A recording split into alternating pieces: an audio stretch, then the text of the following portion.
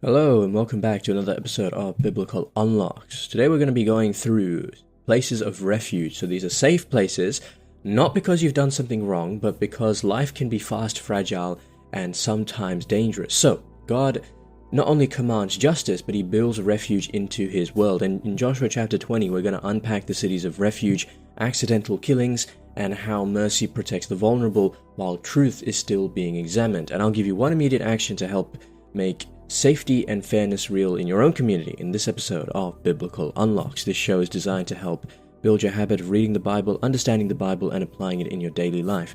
If you enjoy episodes like this, please consider following and rating the show. It's free, it helps you out a lot, and you can always change your mind later. Now let's get a little bit of context into the chapter.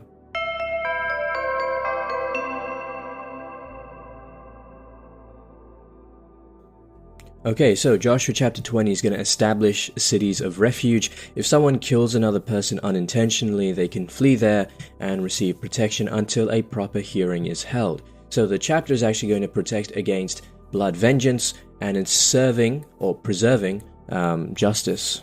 So this chapter sits right after the land allotments because covenant life is not just about possession, it is about safe, ordered living. Okay, so let's take a look at the first 3 verses. There's only 9 verses in this chapter, so quite short, so we'll go through it in detail for each section. We're going to read verses 1 to 3 first. This is going to focus on God's commanding of the cities of refuge. And why does God build safety into the land before conflict happens? Verse 1. Then the Lord spoke to Joshua, saying, "Say to the Israelites, appoint the cities of refuge, of which I spoke to you through Moses, so that anyone who kills a person without intent or by mistake may flee there. They shall be for you a refuge from the avenger of blood." Alright, biblical unlock number 1. Why does God command refuge cities at all? It is because holiness includes protection. So Israel is not only a people of conquest and inheritance, it is a people where accidental harm does not spiral into revenge. So the refuge cities that we're seeing here show that God cares about both justice and mercy at the structural level. He does not wait for tragedy to happen before giving a remedy. So the divine law here is shaping the society towards ordered love. So mercy is not a loophole, it's actually a part of God's design. What we're seeing here is justice being cared for, and God understanding levels of culpability when someone kills another. So there's a difference between murder and manslaughter. In the same way, God recognizes that if you kill someone without intent or by mistake, there should be a place where you can flee so that you can be protected. Okay, let's read verses 4 to 6 now. The focus is going to be refuge and fair hearing for the accidental killer. And my question to you is, why must the accused be protected before guilt is fully known? Verse 4, "The slayer shall flee to one of these cities, and shall stand at the entrance of the gate of the city, and explain the case to the elders of that city. Then the fugitive shall be taken into the city and given a place, and shall remain with them. And if the avenger of blood is in pursuit, they shall not give up the slayer, because the neighbor was killed by mistake, there having been no enmity between them before. The slayer shall remain in that city until there is a trial before the congregation, until the death of the one who is high priest at the time. Then the slayer may return home to the town in which the deed was done." Okay, number 2. Why must the accused be protected before the facts are settled? This is important because justice should not become revenge. The city actually gives people a space for a hearing so that accidental killing is not treated like murder. Again, there is levels to this. So God builds a pause into the system so that grief does not immediately become bloodshed. That would completely destroy the fabric of your society.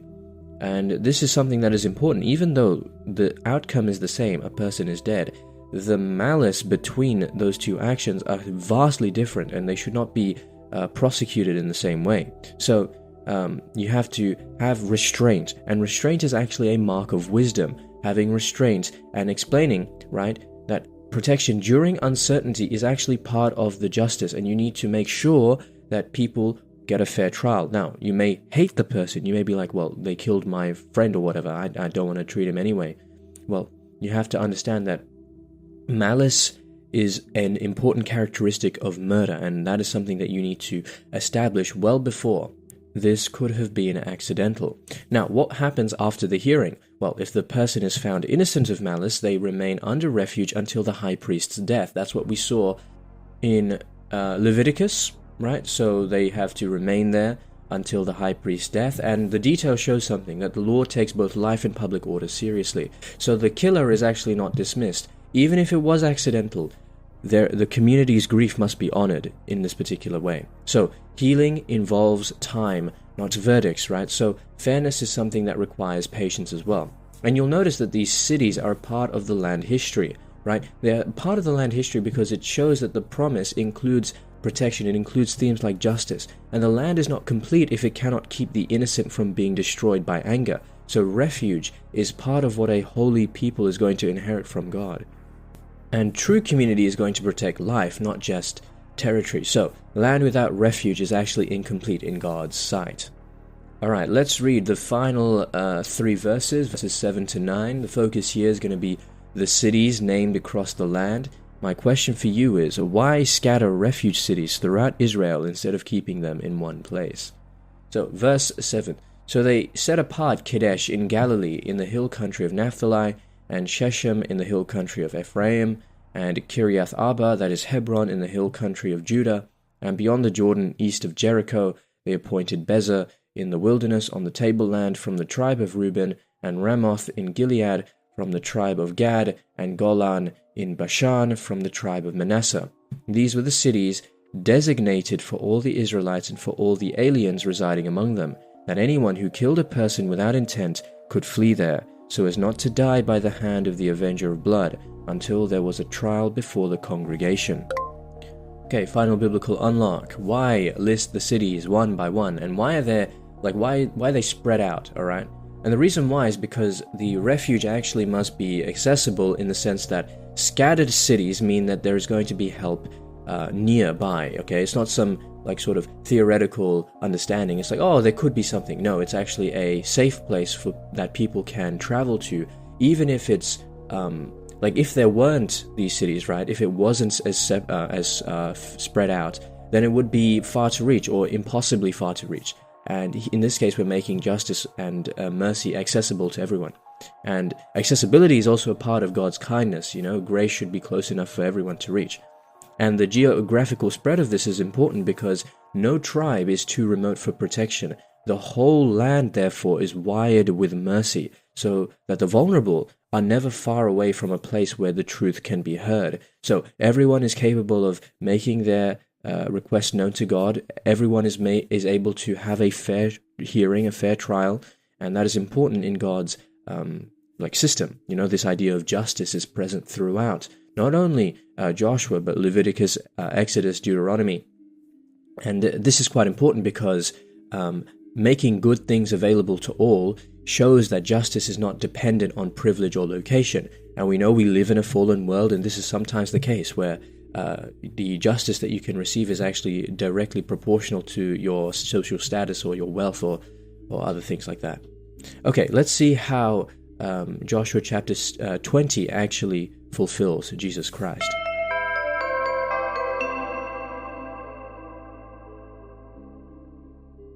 So, Joshua chapter 20 shows that God builds refuge into the very structure of his people's life. In Christ, that refuge becomes personal and complete. Jesus is the safe place for sinners, the just judge who knows the truth and the mercy that receives, the one who flees to him. So the cities of refuge point beyond themselves to the reality that God does not leave the guilty, the fearful, or the wrongly accused without shelter.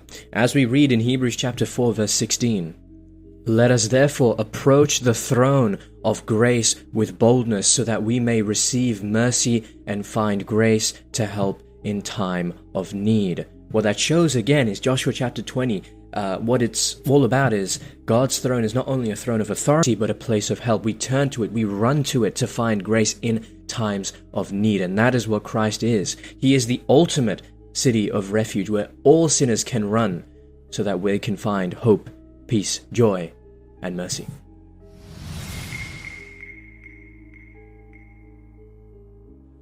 Okay, so how can we apply this in our everyday life? I think when we're talking about refuge, we're talking about communities and stuff like that. I think it's quite easy to forget that there are people in our life who need safety, patience, fair hearings, and stuff like that. Now, obviously, this seems like a pretty specific legal case, but I think it's better to protect and be slow to rush to judgment. And that's the underlying wisdom of this law. It's that, are we willing to hear people out? Are we willing to give people deference? Or are we going to revert back to our base fleshly desires in condemning everyone that we see because they've hurt us? And that's the other thing. Do you know where to go if they are hurt, right? Where do people go when they're hurt, they're accused, they're overwhelmed, right? That is an important characteristic. Are they safe coming to you? Are they safe talking to you about these sorts of things? Or do they feel that they will be discouraged? Do they feel that they will be judged? That's something that is really important that we need to work on. Establishing, right? Making sure everyone feels safe, heard, and visible as well in this particular instance.